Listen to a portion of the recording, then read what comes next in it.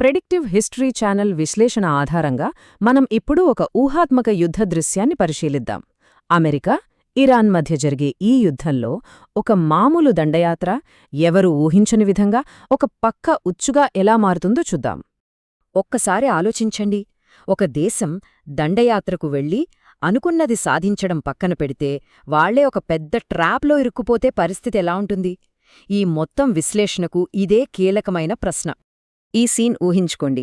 దాదాపు 1,00,000 మంది అమెరికన్ సైనికులు ఇరాన్లో అడుగుపెట్టారు. ఒక పట్టు సాధించామని అనుకున్నారు. కాని కొన్ని రోజులు గడిచేసరికి వాళ్లకొక భయంకరమైన నిజం తెలిసొచ్చింది.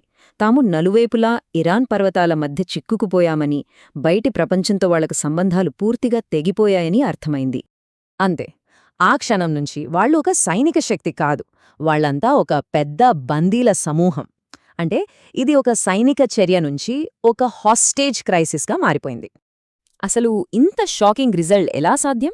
ఈ పరిస్థితిని అర్థం చేసుకోవాలంటే మనం ముందుగా ఈ వ్యూహం వెనుక ఉన్న లాజిక్ని చూడాలి. అసలిది ఎలా మొదలైందో తెలుసుకోవాలి. ఈ ట్రాప్ ఇంత పర్ఫెక్ట్గా పనిచేయడానికి అసలు కారణం ఇరాన్ భౌగోళిక స్వరూపమే. ఇరాన్ అంటే ఏదో ఫ్లాట్గా ఉండే ప్రదేశం కాదు, అదొక సహజసిద్ధమైన పర్వతకోట. లోపలికి వెళ్లిన ఏ సైన్యాన్నైనా చుట్టుముట్టడం చాలా తేలిక. ఒక్కసారి వాళ్లను చుట్టుముట్టాక ఆహారం, ఆయుధాలు, ఇలాంటి సప్లైజ్ అన్నీ పూర్తిగా కట్టయిపోతాయి. సరే, విమానాల ద్వారా సరుకులు పంపుదామనుకుంటే కింద నుంచి చాలా చౌకైన ఆయుధాలతో వాటిని ఈజీగా కూల్చేయొచ్చు. అంతేకాదు, 9 కోట్ల మంది జనాభా ఉన్న దేశాన్ని కేవలం 1,00,000 మంది సైన్యంతో గెలవడమనేది అసాధ్యం. స్థానిక ప్రజలు ఎప్పటికీ వాళ్లకు సపోర్ట్ చేయరు, పైగా తీవ్రంగా ఎదుర్కొంటారు.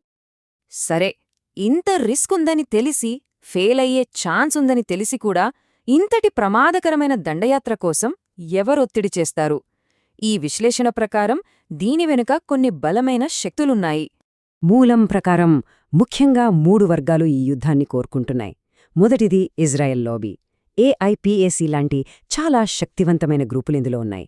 వీళ్లు అమెరికాలో ఇజ్రాయెల్ అనుకూల పాలసీల కోసం గట్టిగా పనిచేస్తారు. ఇక రెండోది వాల్ స్ట్రీట్. వీళ్లకు యుద్ధం ద్వారా వచ్చే ఈజీ మనీ మరియు పెట్రోడాలర్ సిస్టమ్ను కాపాడుకోవడం ముఖ్యం. మూడోది సౌదీ అరేబియా. ఎందుకంటే వాళ్ల ప్రాంతీయ ఆధిపత్యానికి ఇరాన్ అతిపెద్ద అడ్డంకి అని వాళ్లు భావిస్తారు. ఈ విశ్లేషణ ఏం చెప్తోందంటే, ఒకవేళ ట్రంప్ రెండోసారి అధికారంలోకొస్తే తమ పని ఈజీ అవుతుందని ఈ గ్రూపులన్నీ భావిస్తున్నాయట. ముఖ్యంగా ట్రంప్ అల్లుడు జారెడ్ కుష్నర్కు ఇజ్రాయెల్, సౌదీ నేతలతో ఉన్న క్లోజ్ రిలేషన్స్ వాళ్ల ప్రభావాన్ని మరింత పెంచుతాయని అంచనా. ఇప్పుడు అసలు ప్రశ్న, ప్రపంచంలోనే అత్యంత శక్తివంతమైన సైన్యం ఇంత స్పష్టమైన లోపాలున్న ప్లాన్కు ఎలా ఒప్పుకుంటుంది? అసలిది నమ్మశక్యంగా ఉందా? సమాధానం వాళ్ల సైనిక సిద్ధాంతంలోనూ వాళ్ల మైండ్ సెట్లో వచ్చిన మార్పులోనే ఉంది. ఒకప్పుడు యుద్ధం అంటే భారీ సైన్యాన్ని దించడం, చుట్టుముట్టబడకుండా చూసుకోవడం, సప్లై లైన్స్ను కాపాడుకోవడం, ఇవన్నీ చాలా ముఖ్యం.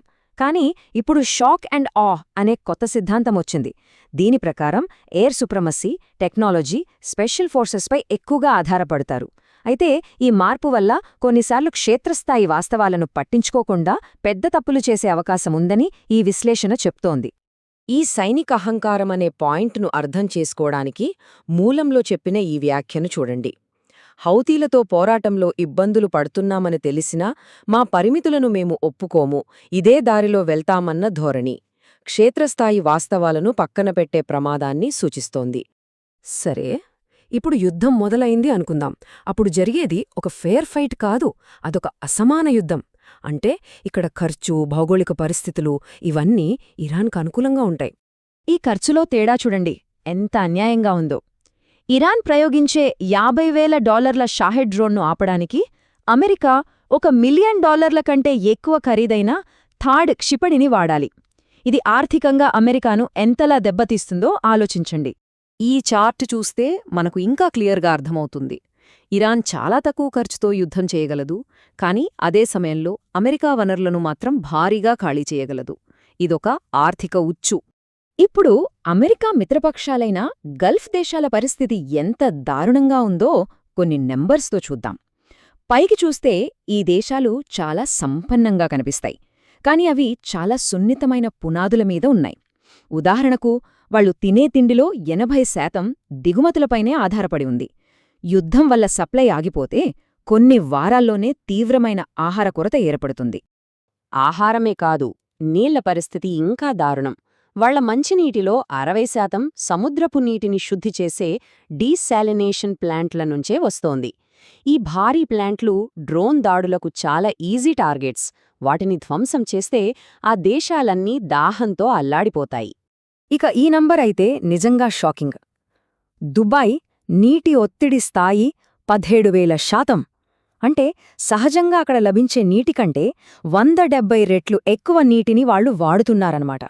ఇది చూస్తే ఆ ప్రాంతంలోనే ఆధునిక జీవనం ఎంత పెళుసుగా ఉందో అర్థమవుతుంది.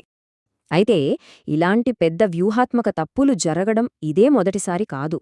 చరిత్రలో ఇలాంటి ఉదాహరణలు చాలా ఉన్నాయి. చరిత్ర నుంచి కొన్ని పాఠాలు చూద్దాం. క్రీస్తుపూర్వం 415లో ఏథెన్స్ అహంకారంతో సిసిలీపై దండయాత్ర చేసి సప్లైస్ అందక ఘోరంగా ఓడిపోయింది. వియత్నాం యుద్ధంలో పెట్టిన పెట్టుబడి పోతుందనే భయంతో అమెరికా గెలవలేని యుద్ధంలో ఏళ్ల తరబడి కూరుకుపోయింది. ఇక ప్రస్తుత ఉక్రెయిన్ యుద్ధంలో మీడియాలో కనిపించే చిత్రానికి గ్రౌండ్ రియాలిటీకి చాలా తేడా ఉంది. ఈ పొరపాట్లన్నీ ఇప్పుడు ఇరాన్ విషయంలో పునరావృతం కావచ్చు. సరే, అమెరికా ట్రాప్లో పడింది అనుకుందాం. కాని దీనివల్ల అసలు లాభమెవరికి?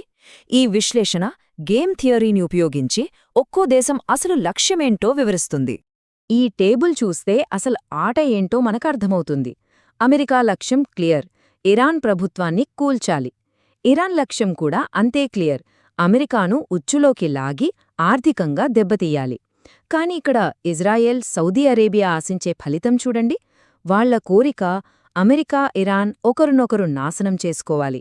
అలా జరిగితే ఆ ప్రాంతంలో వాళ్లకు ఎదురుండదు.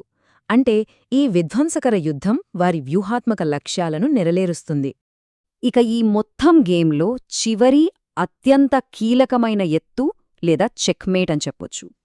ఈ మూలం ప్రకారం రష్యా ఇందులో కీలక పాత్ర పోషిస్తుంది. అమెరికా తన చివరి అస్త్రమైన అణువాయుధాలను వాడదామనుకుంటే రష్యా తన వీటో పవర్తో దాన్ని అడ్డుకుంటుంది.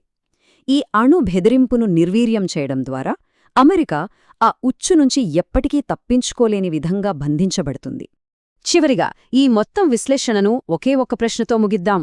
ఒక యుద్ధాన్ని డిజైన్ చేసేటప్పుడే అందులో ఎవరూ గెలవకూడదు అని రాసి ఉంటే ఆ ఆటలో అసలు శక్తి ఎవరి చేతిలో ఉన్నట్టు? ఆధునిక యుద్ధం, అధికారం, వీటి స్వభావం గురించి ఈ ప్రశ్న మనల్ని ఆలోచింపచేస్తుంది.